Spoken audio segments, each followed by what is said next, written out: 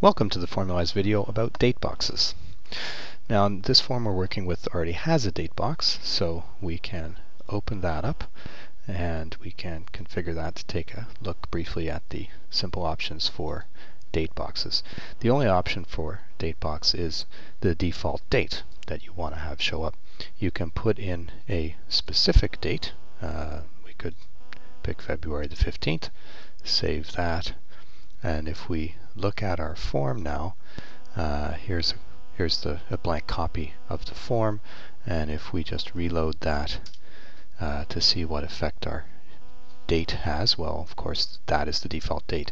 Now the curious thing about using a default date like that is when you save it, well, that's the date that's going to be saved. So you don't know if the user actually picked that date, or if they just accepted the default, or if they noticed, or you know what's going on. And so this is why formulize, the normal way that defaults are handled for dates in formulize is YYYMMDD, or YYYY, 4Ys, MMDD.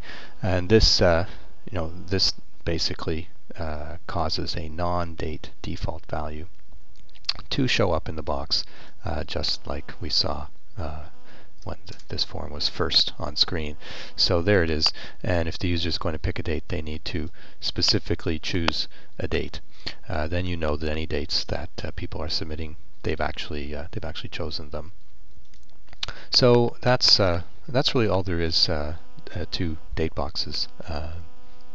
There will be other things you might want to do, like make them required or not, but there isn't. Other than that, dates are pretty simple.